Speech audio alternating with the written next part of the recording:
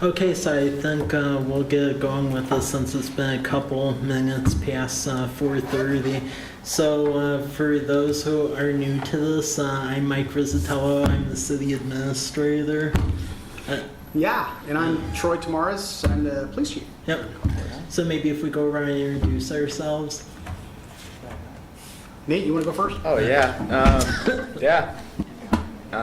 Do I just hold They should be on. They They don't should pick up be. the voices. Yeah. Yeah. I'm Nate Boggs. I'm a student at College Place High School. I was asked to do this, and I'm super stoked to be a part of this program. Great. Thanks. My name is Chloe Brown, and I go to College Place High School. My name is Trinity, and I also go to College Place High School. My name is Sarah Hagopian, and I go to Walla University. Right on. My name is Peyton Knopf, and I go to Walla Valley Academy. Okay, well, great. Well, welcome everyone. So all of the agendas that we do for these meetings are on this program called Board Docs here that you can get off of the main City of College Place website. And then you're able to see the content.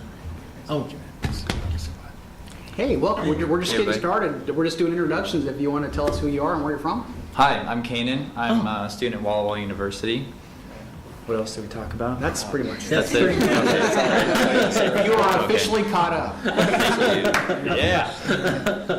So I was just going over how we present content for these commission meetings. On your the various laptops, when you open them and log in, there should be an icon for Board Docs, and all of the information is in Board Docs under Youth Advisory Commission that you can get on the upper right side here, just Youth Advisory Commission. And then if you click on the subject under each of the areas, you're able to see the associated documents.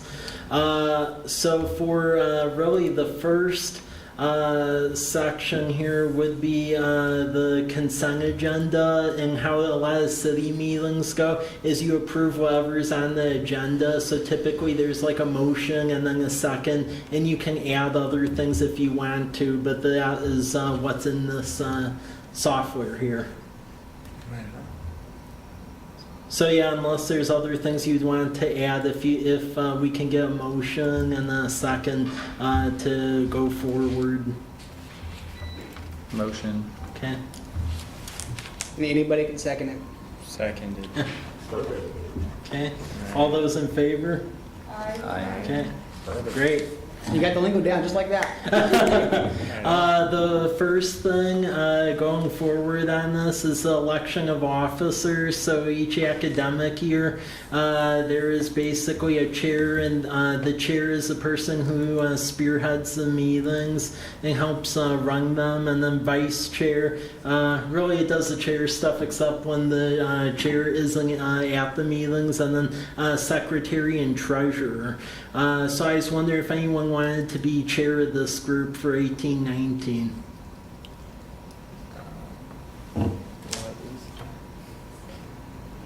Could we go over the responsibilities of the chair? Yeah. I like that.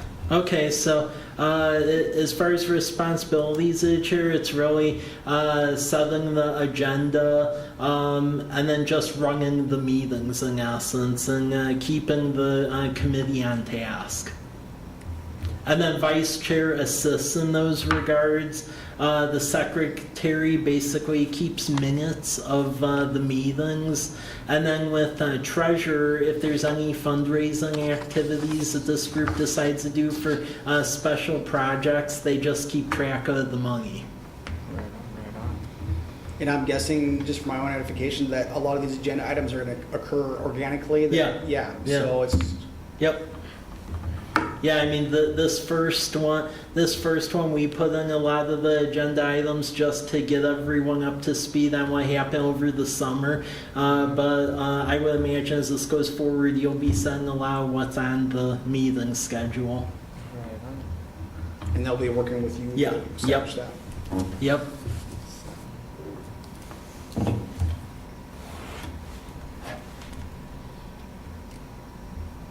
Okay, does anyone want to be chair? Or Good point. I can chair the board. okay. Okay. Vice chair? I could do vice chair. Okay. Okay, secretary?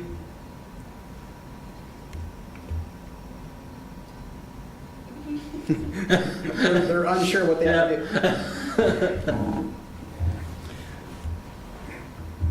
I say just someone just Yeah. go for it. It's gonna be a great thing on your resume, and Yeah. I don't think the commitment is that good. No. So, I can do it. there you go. Good job. Okay, Trinity for secretary and then treasurer. Why not? Okay. Let's do that. Okay, thank you. Okay, the first report of this group is just to give an overview of the police department, the various programs that are going on here at the city, and then for you all to ask any questions if you have any about police, code enforcement, animal control. Our police department does a lot of stuff. So with that, Troy, Yeah. yeah. Thanks for allowing me to come in here. I feel honored to come talk to the group. You guys are still figuring out what you're doing, and which is kind of fun. So I'm glad to be part of this first meeting. So a little bit about me. I was a state trooper for 26 years before I came to the city of College Place to be their police chief. And I've been here for a little over a year and a half now, and it's been a great opportunity, and I'm grateful to be here. We have a great organization, a great city to work for, and Mike and the mayor are great bosses, and I feel very fortunate for that. A little fun facts about the police department. So they were actually established before the city was. This was patrolled by a U.S. Marshal starting in 1942, and which is kind of cool. U.S. Marshals would be enforcers of courts and judges' orders and things like that. And Bill Deathman was the first police chief, actual full police powers in 1971. And I'm only the 5th chief of College Place Police Department. A big reason is because the last chief, Dennis Lepiani, was here for 40 years, so which is unheard of. Most chiefs have a tenure of 3 to 5 years, so that's pretty remarkable. Fun fact about the first chief, Bill Kelly retired after 41 years of service here just recently, and that was his dad, so kind of all in the family. In fact, Bill's mom was a dispatcher, and so was his sister, and his brother was a reserve officer. So his entire family at one point worked for the City of College Place Police Department, which is pretty remarkable. So what I did is I printed out our organizational chart, which is in front of you there, and I gave you guys some swag too. There's a pin and these little rubber band things, and in a very cheap backpack. But you can have those, and you can leave whatever you decide. But I wanted to bring you something. So if you look at the organization chart, we actually have 17 people. One position says vacant, but that individual is a police position, and he is currently in his background process. So when you get hired as a police officer in the state of Washington, you have your first phase of testing is a written test and a physical examination, so a PT test. The written test is, it's not a very difficult test, but it has a lot of common sense, some very basic math, and some situational questions. So you get through that phase, and if you pass with a certain score, then you move on to our civil service process. You fill out an application, and with the civil service process, the first phase from that would be an oral interview. So you'll go in front of a panel, and there's a whole bunch of questions that they ask you on the panel. And then they rank the list, and then when I say I need to hire a police officer, the Civil Service Commission gives me the top 3 candidates from that list. And as a police chief, I get to interview those top 3 and make my choice on those top 3 of who I want. And really, what I'm doing as a police chief is I'm looking like who's going to be the best fit for our family, who's going to mesh well the best with my group of people that I already have. So we're in the process of that right now with one individual. He's passed he was given a conditional offer of employment. He has passed his polygraph. So everybody has to take a polygraph in the state of Washington to become a police officer, which is a lie detector. There's also a thorough background investigation. They go talk to former neighbors, teachers, employers, and the like. And there is also a psychological screening. So the psychological test is no joke. It's about a 4 or 5 hour written examination of several different tests that they give the candidates. not necessarily looking for craziness, although that does get detected from time to time, I suppose. But it's really about having the mindset, the personality, and the temperament, really, for being a police officer. Those are required by law. Under the state of Washington, anybody that carries a gun, a weapon, has to go through that screening process. I used to recruit for the state patrol. I was a recruiter for the patrol many years ago, and we hired about 2%. So about for every 100 applicants, 2 people would get through the process. So it's a really difficult process.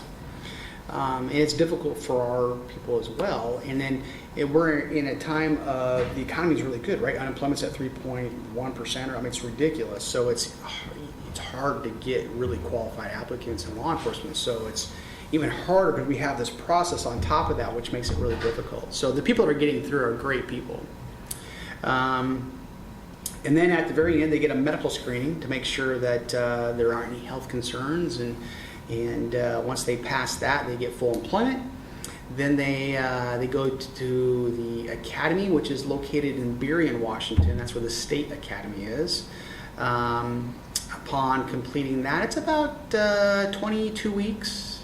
Upon completion of that, they come back for a field training trip, is what we call it, and they are one-on-one with an officer. They're partnered up with an officer, what we call them their FTO, field training officer, and for 12 weeks they learn from that field training officer. And they have to be able to apply what they learned at the academy, and then also learn kind of the ropes as they go. So, and then following that, if they make it off their FTO, then they're on probation for a year. So it's quite a process it goes through. So we have 17 employees. We just hired a code enforcement officer, which is it's really a special enforcement officer, because they're going to be doing a big part of the job will be code enforcement. However, they will also be doing some evidence custodial work.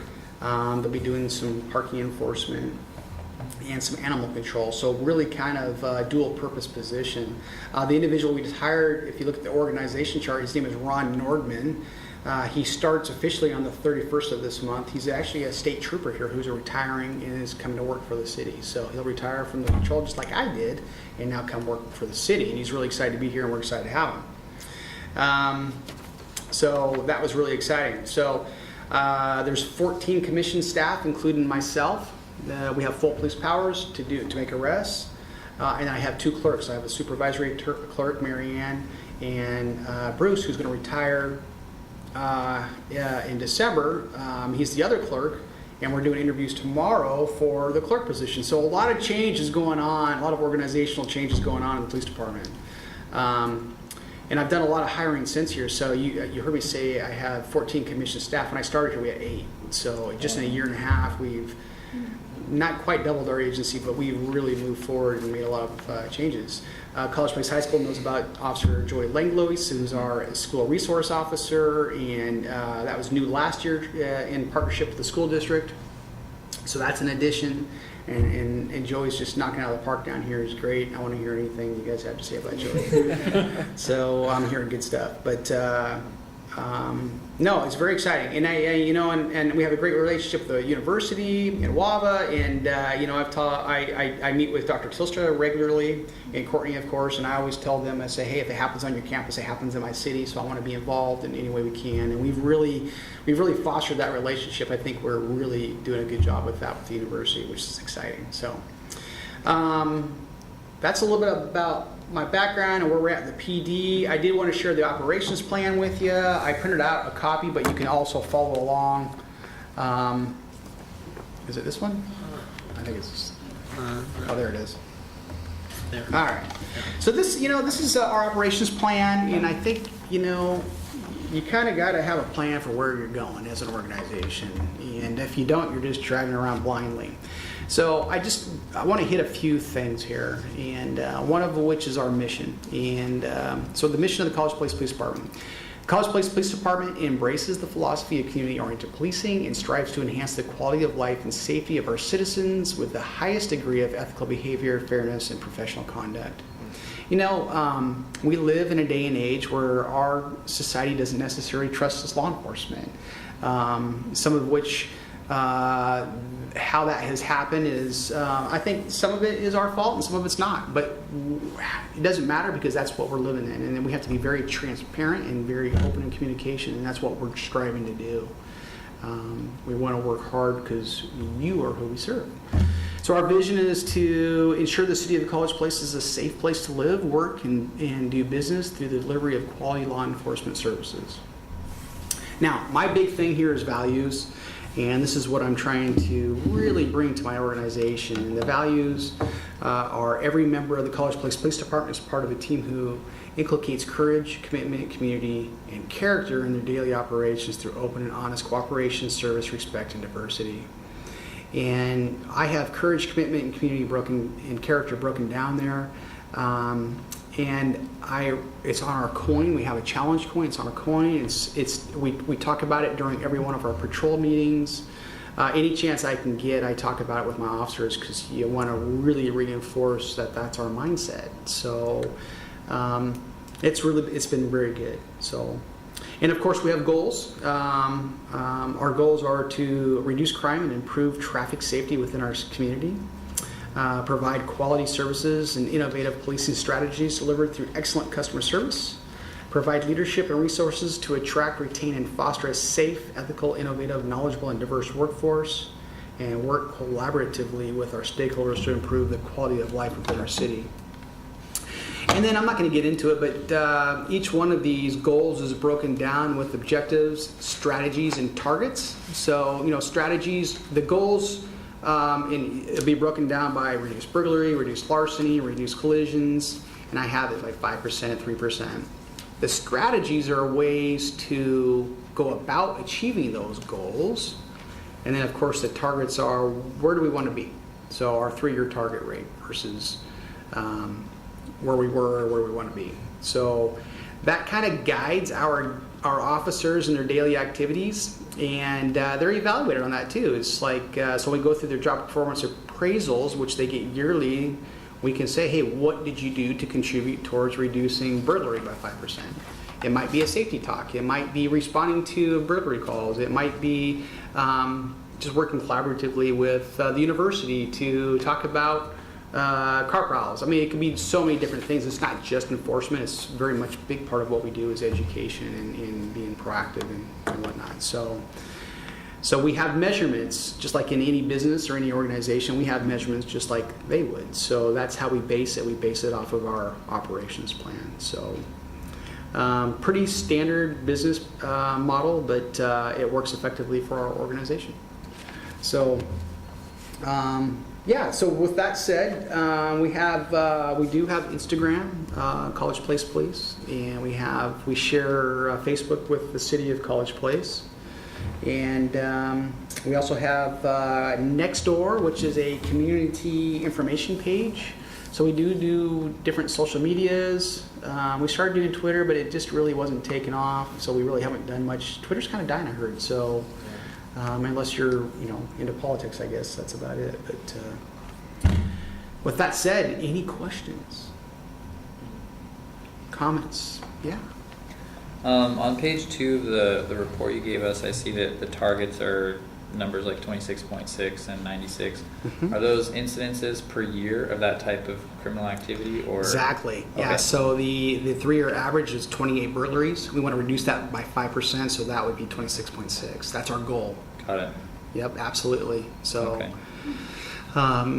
We want a reduction in all crime, obviously, and we're watching trends. And a trend in our city is, sadly, is opiates, and so that's alarming to us. We had an arrest here recently where we had a fairly large opiate arrest, including fentanyl, which is the very dangerous and scary part of the opiates that's coming around our country. And that's why all of our officers are carrying packs on when we're on patrol. Narcan, it's called Narcan, so if we're affected by it, or if someone else is affected by it, we can use Narcan to revive someone who's unconscious from opiates. It saves lives, but yeah, it's hitting our city too. So it's concerning. Of course, theft. We do get a lot of car prowls. It's usually higher when colleges in session, of course. And so we've been through social media, really trying to promote to, out of sight, out of mind. If you don't leave your laptop in your car, lock your doors, remove items from your vehicle that could be stolen. Because people are going around just looking into cars. We have video of people all over the city looking in cars around college campus, looking in cars for items to steal, and they'll break your window, or sometimes the kids just leave their doors unlocked and just take it out of the car. So, these are all great things that, this advisory board can help, to help improve. So. What camera at Kiwanis We Park? have a security camera at Kiwanis Park now. We're going to put one in 2019. We're going to add one to Lions Park. And the security camera, I'll get your question. The security camera recently caught some kids doing some vandalism to the bathroom at Kiwanis Park. So we're trying to embrace technology to deter crimes. So, and you have another question? As you know, I'm from the Walla Walla University campus, and we sort of enacted a new parking policy this school year. Yeah. How involved are you going to be in enforcing that, or is that without your jurisdiction, so to speak? So you have your internal parking policy. So any Right. internal parking is up to the university security. Okay.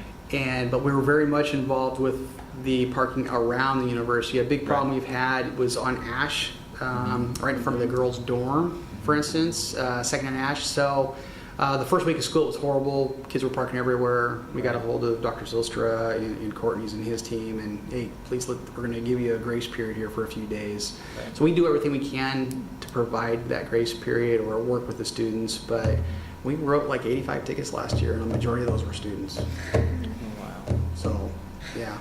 Okay. So we do everything we can to reduce that or eliminate. We don't want to have to write tickets, but at some point, you only give so many warnings. Right. So, yeah. Yeah. So, Thank you. of course. Any other questions? Any curiosities?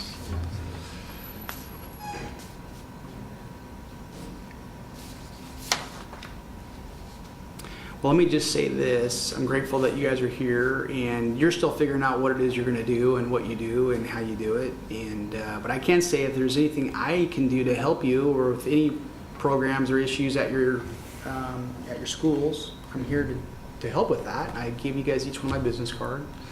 Don't be afraid to reach out to me, email me, and let me know if you need something or if there's a project you're doing. I've done a lot of interviews for kids on papers, and we want to be engaged in what's going on in the schools. That's at all the schools. So I know College Place, you guys have seen me down there at the high school a lot. I spend a lot of time down there. I've had lunch with the kids, and I'm very excited about what's going on down there. So, and I'm willing to do that at any of the schools. So, anytime, Of course, I'll give you my pitch on the crosswalk at some point. We need to talk more about that. But Absolutely. we did make some informational videos for the students. How to use the crosswalks properly. We also made one for drivers, the vehicles. So we've tried to get the university to send that out, but for some reason it's just not getting out. But anyways, just good reminders on how to use those crosswalks safely, because it's my fear. I mean, just in my car the other day, I'm driving through and nobody hit the light, and someone came through on a skateboard, and I almost hit him with my patrol car. So that would have been embarrassing. And bad for the young man on the skateboard. So. And I get it. I was young. I get it. But we want to make sure that we partner on that and we're safe. So. Okay. Anything else, Mike? No, that's pretty much what. All right. Yeah. All right, guys. Have a good meeting. And again, anything I can help you with, whether it's on this commission or if it's something in school or whatever you guys have going on, don't be afraid to reach out to me. All right. Have a good night. Thanks, Troy. Okay, and there's 5 other items I'll introduce, and as the year progresses, we'll go into a little more. I'll go over each piece of subject matter, and then if you have any questions, let me know. The first one under section 5.1 is for the last couple months, we received a grant to actually rebuild 4th and Academy Way. So 4th from Academy of Davis, and then Academy Way from 4th up to Whitman, where it's now new pavement, sidewalks, and then we actually put the first cycle track along the roadway. So we have the first bicycle cycle track in the Walla Valley. The ribbon cutting on that's actually this Friday, right in front of Rogers School at Academy Way in Whitman. You're all invited if you're around. But yeah, that was a big project. That was about $1.5 million to rebuild that. So yeah, that will be done, and the goal once we're done with phase 1 is actually to continue it next year and rebuild 4th from Davis to College Avenue to run the cycle track to College, and actually put in pedestrian lighting like what you see on College Avenue here along 4th and Academy Way. So any questions on that? Okay. Next thing, just to make you all aware of, over the last couple of years we've tried to get a lot more community events in here because a lot of the feedback that my office received from residents is that College Place was historically Sleepy Hollow, where people would come here, sleep at night, and go work in Walla Walla, but nothing would happen here. So over the last couple of years we've worked to try to do community events. So we now have a farmers market just wrapped up its 2nd year over at Lions Park. And then the next thing that we're doing as well is a fall festival. It's on Halloween night. So along College Avenue, the businesses allow trick-or-treating, and then there's like a vendor fair and bouncy house and maze out here in the parking lot. So you'll see the ads. It's on the windows of a lot of the businesses on College Avenue. But yeah, it'll be a big event that goes from 3 to 6 p.m. Last year, we actually had about 800 people show up, which, considering that was the first year it ever happened, that was quite a bit. So we're expecting a big run again. So That is awesome. yep. So any questions or things on that? Can I just ask, like, I've noticed, like, in the past, like, 3 years that you guys are really pushing to be your own, like, College Place being Yeah. its own city. Can I ask what motivated that? Well, we had a completely change in administration. So the mayor is brand new. He used to be a Department of Health director for Walla Walla County and retired and got bored, and when there was an opening became mayor. And then I got hired by him as soon as he got hired here about 2.5 years ago to be city administrator. And where I previously managed up in Colfax, Washington by Pullman, they did a lot of community events, so we created a lot of these advisory councils. So just like how this youth group exists, there's also an economic development commission, there's a parks board, there's other groups, and all of them work in concert to create events. That is awesome. Yeah. That's really cool to hear. Yeah, and a lot of these have run on a shoestring budget. We beg the businesses to give money. For the first time, we're actually going to have a stable revenue source because the city had business licenses, but we never charged for them. In fact, we were the only city in the state not to charge anything for a business license. So we just added a fairly small fee of $10 a year, but it adds up, and that can be used for community events, because some of the businesses on College Avenue were getting irritated that there were other businesses on College Avenue benefiting from the events but not paying anything or helping at all. So that's a way to help foster that. That is super cool. Yep. But yeah, please participate in the Fall Festival, and we work with the university on that as well to turn that into its own event. So we're looking forward to that getting bigger this year. Okay. The next one, and we'll be going over this in a lot more detail over the next coming months, is we're actually putting in several grants to redo Lions Park. So Lions Park, if you're not familiar with it, it's where Lions Club building is at. It's over on the southeast corner of Larch and 8th Street. The project that we want to do back there is going to be about $2 million. And what we would like to do with it is rebuild the baseball field, actually build a splash pad over there, and then build a recreational trail that goes around the whole perimeter of the park, and then do a nature play area. And then the old picnic shelter that's there, we'll rebuild a new shelter, but that chimney you see out there, actually convert that into a rock climbing wall. Yeah, so change that into that, and then new restrooms. The majority, about 1.3 million, is all those improvements I outlined, and we're trying to get grants for that. The big issue that we're trying to figure out how to fund, and maybe through fundraising, this committee could help, is the pond. So I'm not sure how much you're all familiar with the pond, but if you go to the far back of the property, there's a big pond, and it was designed to have youth fishing derbies and things like that. Unfortunately, the drainage is subdivision above the hill from it. That drains all, goes down into the pond, and over time it's filled up with sediment. And we would like to separate the pond from the creek so that way the fishing derbies can continue and so forth. But to do all of that work is going to be about $700,000.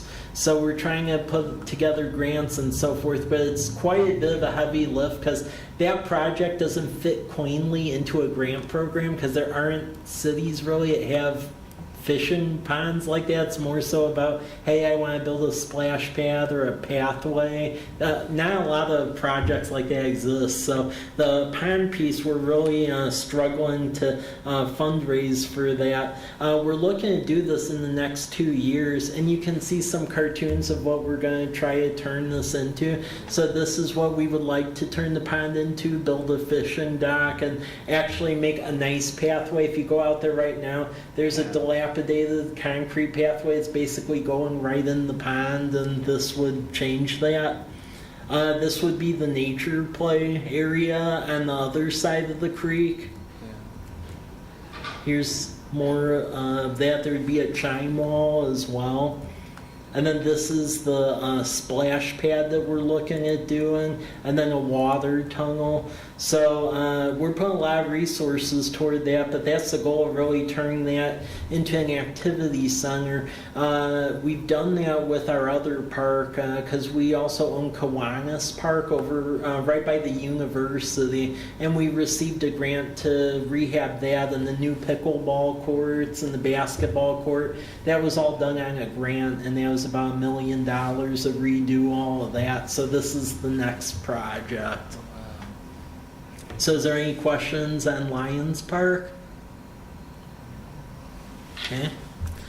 Actually, wait. Yeah. So, how are you guys fundraising for it right now? Like, So right now we've communicated with the Sherwood Trust, that's a nonprofit organization in the Walla Valley, to try to get a community facility grant from them. We've also contacted the National Park and Recreation Association because they had a small grant program. They actually where the pond would fit nicely into it. They are evaluating our proposal. We'll see. We've also contacted Pacific Power Foundation because they fund stuff like that. Pacific Power Foundation actually helped fund the inflatable movie screen that we had out there this summer for the movies at the park. So we're trying to get them to fund more. So just a bunch of groups like that. yeah, sweet. What are some other ways that you guys are looking to fundraise? Because right now, I know it's not sounding like it's panning out right now. Well, as far as the splash pad and the recreational trail, that part of it I actually think will pan out because there's a state grant from the State Recreation Conservation Office, and we were ranked 30 out of 70 projects statewide, and typically 32 is the cutoff. So we're feeling good about that part. The part that we aren't feeling too good about is the pond part. And we're trying to do like GoFundMe and other things like that, but we're looking for help from anyone and everyone, because what we're left with is if we don't do something with that pond, it's going to fill all the way back in with sediment, and there literally won't be a pond left. So, because we actually had an issue with the state this year where they actually didn't want to stock the pond with fish because of how shallow it's starting to get. Luckily, we were able to persuade them otherwise, but it's only a matter of time. Wow. Yeah. So the pond part of the project we can definitely use help with. The other parts of the park I think we have covered, but that piece is something we're going to have to figure out. All right. Yep. Okay. If I don't see any more questions of that, we'll move on to the next thing. And I would just say to look at the research study from Walla Walla University as well as the flyer. And over the next months, you'll be presented with data from our Whitman Fellow, because about a month ago, the city was awarded a Whitman Fellow from the college to essentially do a sustainability study for recreation programming in the city. So historically, the city has not offered any sort of rec programs for the youth or anyone. Really, a lot of folks that lived here either went for the City of Walla Walla programs or went to programs affiliated with the university or Valley camps. And there was a study done by a school of business students from Walla Walla University, and we realized that there was a significant demand for youth rec programs. So what we did this past summer is we ran a pilot project with United Way where they ran about a $20,000 grant. And we actually had a summer youth camp at Kiwanis Park, the campfire put on. Fridays, YWCA put on a fun factory program, and then we provided low-income scholarships for Valley camps, and all the spots were filled. So, and we actually had to turn away some folks because there was just such a high demand for it, and we didn't really advertise that great for it because by the time we put together a program, it was only a couple weeks out till the summer. So the Whitman Fellow is trying to put together a study that shows what other cities our size are doing and how to fund it, and figuring out how to do this permanently moving forward, because it seems like there's a demand for it. So that's something that we're going to be working on over next year, because in all surveys we're doing, it's evident that people like what we did this past summer. And then one thing in the research study, which I was fascinated with, is typically when you quiz people on if you want to pay for government services, the natural answer is no, I don't. But with the rec programs, it actually showed that people were willing to pay for that, about 80%. Wow. Which that's really, That's huge. yeah, that's a fluke, because you do not see that on surveys for governmental operations. That doesn't happen ever.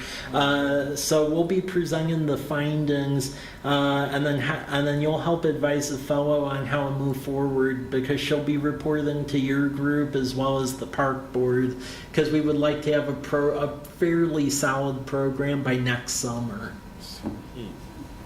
So any questions on that, or? Okay. And then the last thing, going into how we're trying to do additional events. And if you want to take part in it, either having a flow or a booth or whatever, let me know. But last year, if you recall, around the date of Walla Walla University's anniversary, we partnered with them to do a winter fest. We are doing that again this year. It was received great by a lot of our residents and population. So it's going to be Thursday, December 6th. and it'll go from 4 to 8:30 p.m. And the basic plan this year is we'll have a lighted parade again on College Avenue, and this is a map. It'll go from 10th Street north through the Walla Walla University campus and end up at College and Whitman. And then we'll do a night vendor market, tree lighting, caroling at City Hall, just like last year. And then we actually fundraise more than we did last year, and we'll have a bigger fireworks show at the old Rogers School site. So that'll be 4 to 8:30 on December 6th. So definitely any ideas this group has to improve upon it, or if you want to participate in the various elements of that celebration, let me know. Is there any questions on that? Okay. Okay, well, for tonight, that was really all I had. I just wanted to introduce what was going on during the summer. So unless this time doesn't work for everyone, the last academic year, this group agreed to meet basically fourth Monday of the month at 4:30. If it works for everyone, we'll just continue that schedule and then schedule it differently, like during breaks and so forth, where it's either before or after. But I already talked to my manager, and I talked to my other boss too, so Great. this time works for me. Great. Okay, and then if you want to add anything to the